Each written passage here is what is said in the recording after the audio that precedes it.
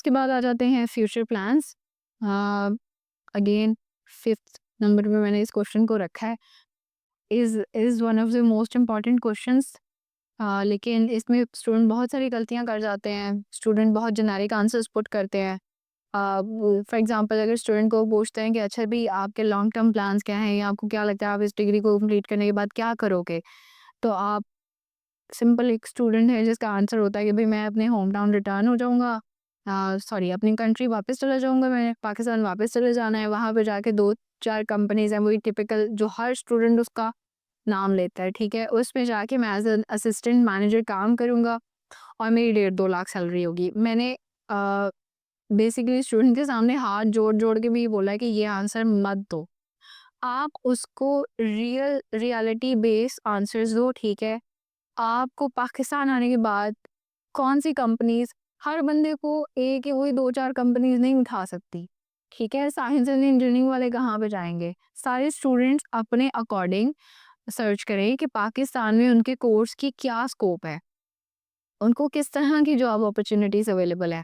वो ना भी बताएँ उनके सैलरी पैकेज क्या है, इट डज़न्ट मैटर, लेकिन उनकी करियर ग्रोथ के फैक्टर को अगर देखें, अपने पर्सनल स्टेटमेंट्स के अकॉर्डिंग आप इस चीज़ को आंसर दें, अपने पर्सनल इंटरेस्ट के अकॉर्डिंग, ना कि आपको ये एजेंट जो भी बना-बनाया आंसर दे रहा है उसके अकॉर्डिंग प्लीज़ मत जाएँ। इसके आप ऊपर प्रॉपर सर्च करें, आपकी डिग्री की ना सिर्फ पाकिस्तान, ग्लोबली कहाँ पे जो है इसकी स्कोप है, आप उसका भी बताएँगे भई आप उन अपॉर्च्युनिटीज़ की तरफ भी जा सकते हैं एंड व्हाई नॉट? हम यूके से डिग्री लेने के बाद अगर यूके सेटल नहीं भी होते तो इसका पूरी दुनिया में और कहाँ पे इसकी अपॉर्च्युनिटीज़ अवेलेबल है। तो इसके ऊपर प्रॉपर एक आंसर दें। अच्छा जी, फिर वो आपसे आपके फाइनेंशियल स्पॉन्सर के बारे में पूछ सकते हैं। इसमें आपसे वो क्वेश्चन कर सकता है कि आपके फाइनेंशियल स्पॉन्सर कौन है? उनकी क्या इनकम है? इसका आपने अपनी फ़ीस, आपने अपनी बैंक स्टेटमेंट, आपने अपना लिविंग एक्सपेंस उसको माइंड में रखते हुए जवाब देना होता है। आप अपने जो भी स्पॉन्सर हैं, अपने एजेंट से एक दफ़ा कंसल्ट करें, वो आपके इसके ऊपर गाइड कर देंगे। आपको उनकी इनकम शो करवानी होती है, वर्बली वैसे तो शो करानी होती है, लेकिन sometimes they ask for a proof, ठीक है? जिसमें आपने अपनी जो भी फिर अपनी सोर्स ऑफ इनकम बताए होते हैं, उसके प्रूफ देने पड़ते हैं। तो उसके अकॉर्डिंग बताएँ। बैंक स्टेटमेंट की सूरत में बैंक स्टेटमेंट कितनी पड़ी हुई है, आपके पास सेविंग्स कितनी पड़ी हुई है, आपको पता होना चाहिए कि आपको लिविंग एक्सपेंस कितना रिक्वायर्ड है, जो स्टैंडर्ड कॉस्ट है उसके अकॉर्डिंग आप बताएँगे, और उसके बाद आपकी फ़ीस अगर आपने कोई पे की हुई है और आपकी रिमेनिंग फ़ी कितनी बचती है, वो आपके अकाउंट में है, नहीं है, आपको ये कितने साल तक का एक्सपेंस है जिसको आप शो करवा रहे हैं, आपने वो सारा बताना होता है।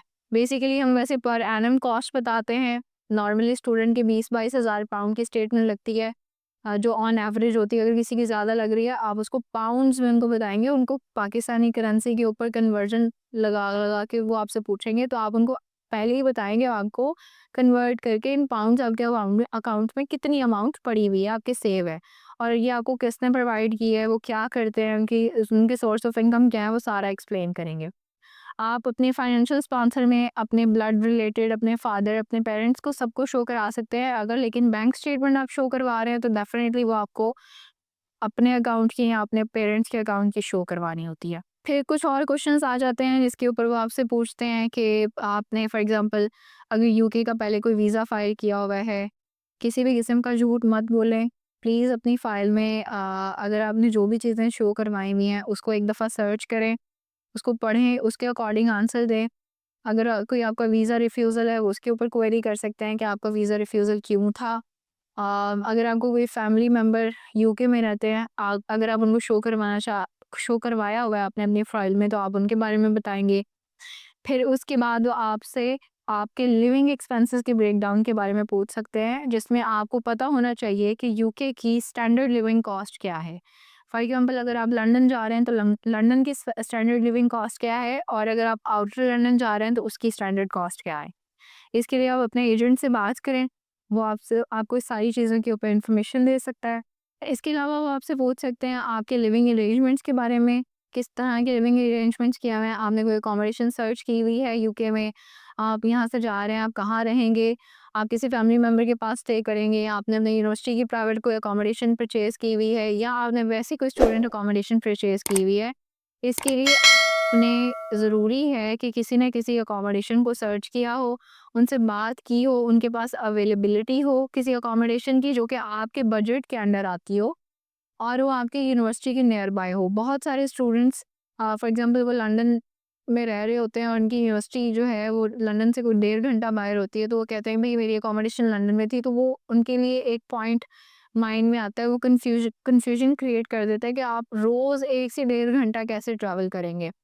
तो कोई भी अकोमोडेशन आप सर्च करें, आप यूनिवर्सिटी के सराउंडिंग में सर्च करेंगे, वो ज़्यादा से ज़्यादा 10 टू 15 मिनट्स बाय वॉक इतनी दूर होनी चाहिए, उसका प्रॉपर आपको एड्रेस पता हो।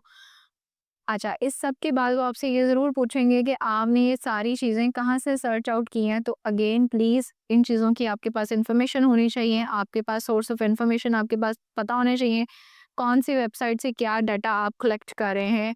आपके डाटा को वो क्रॉस वेरीफाई करेंगे, तो प्लीज़ जो भी आप बात बोलेंगे वो क्रॉस वेरीफाई होने वाली है, उसको प्लीज़ एक दफ़ा सोच समझ के और अपने एजेंट के साथ कंसल्ट करके बोलें। इसके अलावा वो आपके एजेंट के बारे में भी आपसे क्वेश्चन कर सकते हैं कि आपका एजेंट कौन था, क्योंकि इनकमिंग इनटेक्स हो सकता है कि आपके कैश के ऊपर आपका एजेंट नेम भी लिखा जाए, तो इन दैट सिनेरियो प्लीज़ आपको पता होना चाहिए आपके एजेंट की इन्फॉर्मेशन, आपके जो एजेंट हैं उनके प्रॉपर कंपनी का नेम पता होना चाहिए, और अगर आप किसी और के सोर्स के थ्रू भी अप्लाई करवा रहे हैं और आपको अपने कंसल्टेंट का नाम पता होना चाहिए।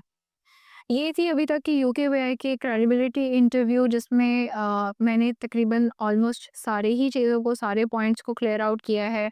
मेन सिर्फ इसके क्वेश्चन 7 है, इसके अलावा इसमें कोई और रॉकेट साइंस नहीं है। अगर आप इन 7 क्वेश्चंस के ऊपर केयरफुली और प्रॉपर रिसर्च के थ्रू आप जाते हैं, प्रिपरेशंस करते हैं और आप उसको जाके आंसर करते हैं, तो देयर आर नो चांसेस कि आपको जो है वो रिफ्यूज़ करते हैं। इसके अलावा आप जब भी इंटरव्यू के लिए प्रिपेयर हों, प्लीज़ अपना एक तो कम्युनिकेशन के ऊपर वर्किंग करें। आप इसके बाद आपका जो भी सेटअप है, आप एक ऐसे रूम में बैठ के इंटरव्यू दें जहाँ पे किसी किस्म का शोर नहीं आ रहा, आपके पास आपके डॉक्यूमेंट्स अवेलेबल होने चाहिए इन दैट सिनेरियो कि वो आपसे पूछते हैं किसी भी डॉक्यूमेंट के बारे में, तो उस टाइम पे आप शो करवा सकें to the on the screen. और इसके अलावा किसी भी किस्म की चीटिंग और रिहर्स आंसर्स के अवॉइड करें। अपनी सर्च खुद करें, अपने एजेंट्स के ऊपर ओवरली रिलाय ना करें। स्टूडेंट्स जो कि नॉन जेनेरिक आंसर्स या विदाउट प्रिपरेशंस आंसर्स के लिए बैठते हैं, तो डेफिनेटली फिर वो रिफ्यूज़ भी होते हैं। तो प्लीज़ एक दफ़ा अपने एजेंट से कंसल्ट करें, और अगर आप चाहते हैं कि हम आपको इसके ऊपर प्रिपरेशंस के ऊपर गाइड कर दें या फिर आपको हमारी कोई हेल्प की ज़रूरत है, तो हमारी कॉन्टैक्ट डिटेल्स डिस्क्रिप्शन में दिए गए हैं, along with the UKVI credibility interview file, जहाँ से आप इन सारे क्वेश्चंस की एक्सेस ले सकते हैं। Thank you.